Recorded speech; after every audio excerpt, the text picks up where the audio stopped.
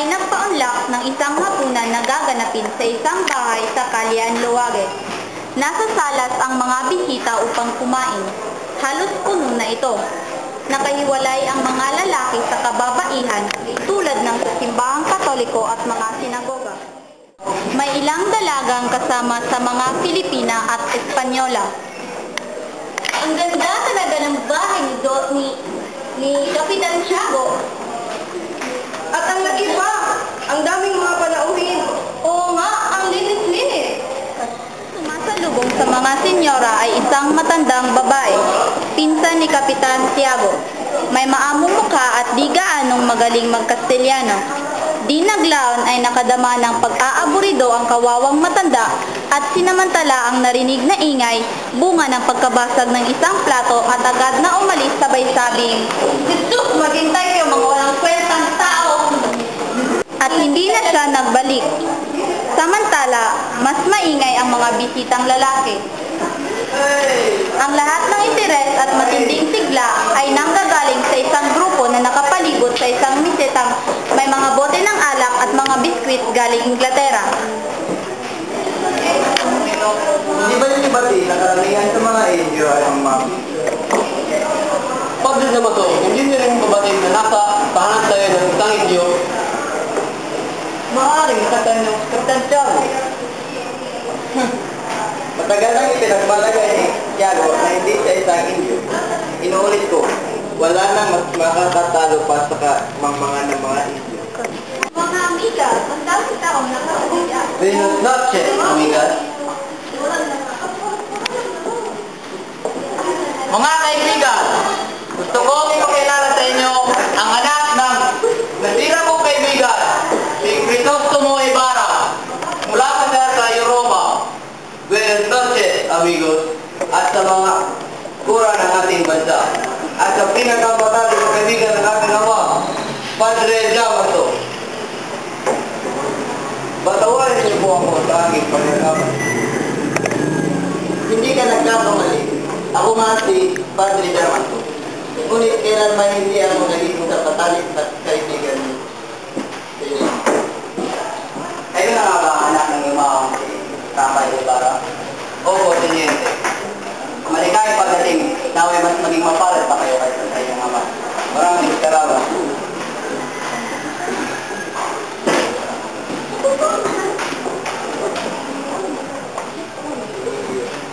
Nandun na po ang upunan, senyor. Maligaya na kayo. Wala ka bang mga mata? Meron po, senyora. Mga matang mas malinaw pa kayo sa inyo. Ngunit na ako'y nakamasid sa tulot niyo.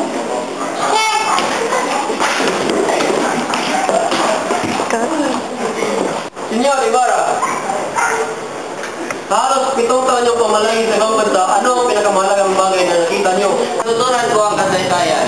Nalaman ko ang kalayaan o pagkaalipin ng isang bansa ang nagdidikta sa kasaganahan at pagkikikaos nito. Nagawa mo sa tayo ng iyong yaman para lang yan? Wala ka na ba naisip na mas mahalaga? Isa kang bulag kahit batay alam yan. Nagpapasalamat ako sa palagay ang loob ng mga pura sa akin.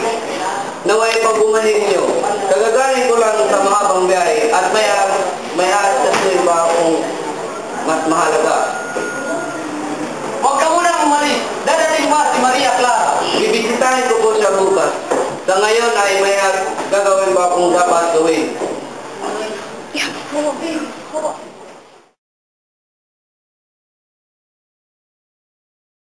Senyor Ibarra, Teniente, Leo pala, ginulat niyo ako. Mag-ingat kayo, senyor. Gawin mo sana ng aral ang nangyari sa inyong ama.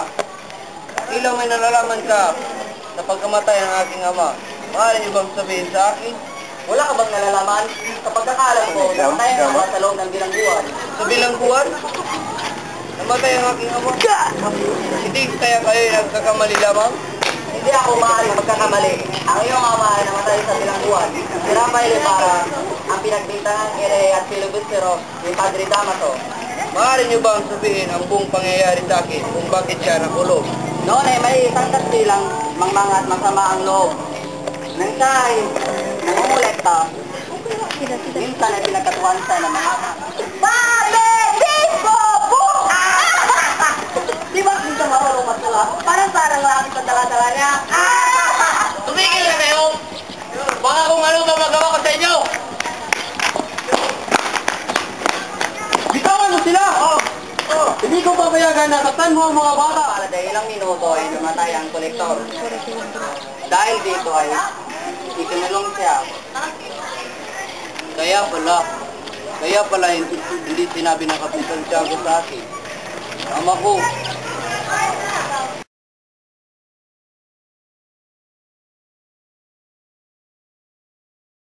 Marahang nag-isip si Ibarra habang napapakinggan ang masasayang tugtugin ng gitara. Kung hindi lamang gulo ang kanyang isip, marahil ay nakuha na niya ang larga vista at natuksong sipatin ang magandang tanawin sa kabilang ibayo. Matatanaw niya ang isang marilag na babae. Katabi ng dalaga si Padre Damaso at si Padre Sibayla, at inaayos naman ni Doña Victorina ang buhok ng dalaga. Ngunit hindi nakikita ni Ibarra ang lahat ng ito. Iba ang nasa isip niya.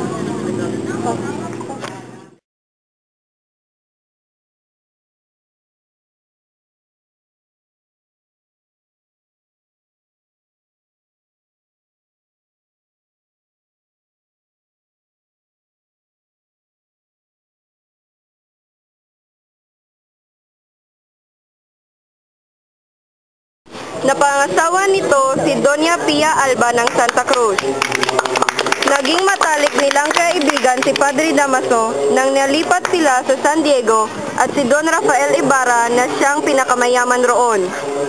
Taon na rin silang magkasama, ngunit hindi sila magkaanak kaya't ipinasya ni Doña Pia na magnobena. Namanata siya sa Birhen ng Kaysaysay sa Taal. Nagsayaw ng magkabilad sa araw sa harap ng Birhen ng turumba sa Pakil. Hanggang sa binigyan siya ng payo ni Padre Damaso hanggang sa siya ay nabuntis.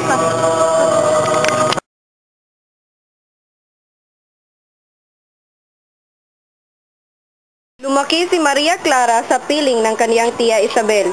Ipinasok si Maria Clara sa kumbento ng Santa Catalina sa payo ng kura paroko ng Binondo. Luhaan itong nagpaalam sa nakababatang si Crisostomo Ibarra. Nahalata ni na Kapitan Tiago at Don Rafael ang matamis na pagtitinginan ng dalawa at napagdesisyong ikasal ang dalawa balang araw. Isabel! Don Crisostomo, magandang araw sa iyo. Magandang araw rin po. Nandito po ba si Maria Clara? Halika, upo ka muna at tatawagin ko lamang siya. Maria Clara, si Tia Isabel mo ito.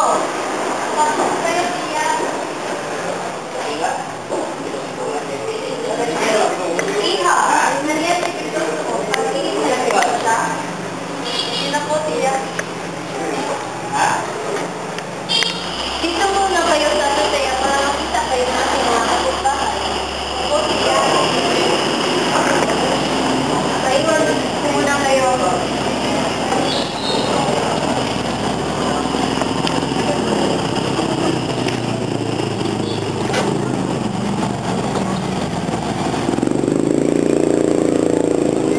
Maria Clara. Nakapunta ka lang sa Europa, tumamis na ang iyong mga salita. Marahil maraming magagandang babae ang nahulog sa pambubola mo. Mahal ko, alam mo bang ako ay isang mapalad na nilalang? Mapalad? Bakit? Dahil sa mga babae mo? Mapalad dahil ipinapasya ng ating magulang na ako ay kasal sa pinakamagandang babae na ngayon ay nasa aking harapan. Asus, binola pa ako. Labis ako nangangalila sa iyo, Maria Clara. Higit ako nangumila sa gusto mo.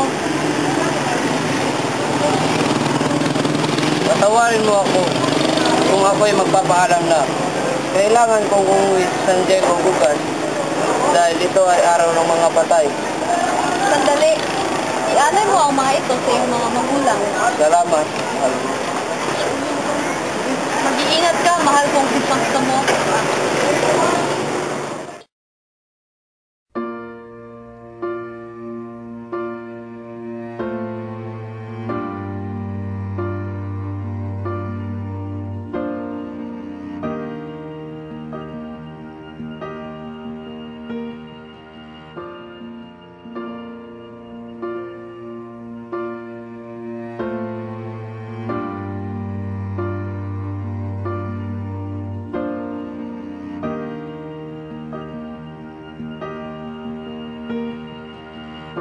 Namanata siya sa Birhen ng Kasaysay.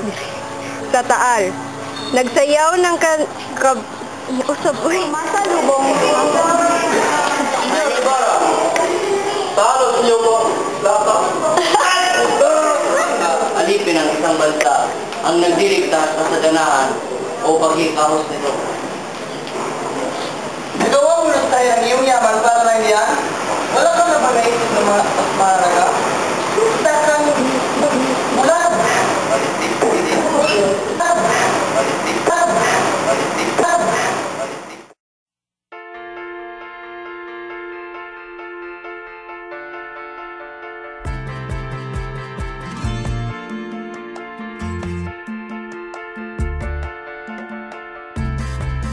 We're done, but it's not over.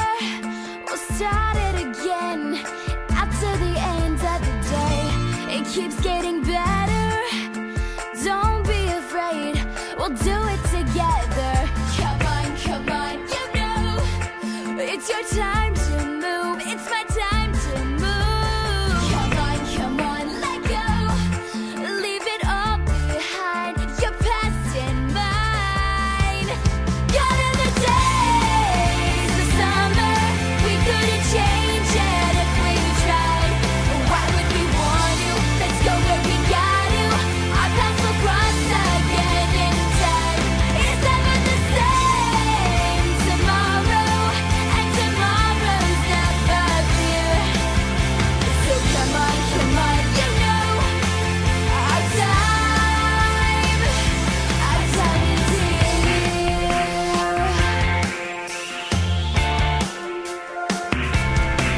We know, but we're not certain. How can we be? How can we say what's ahead?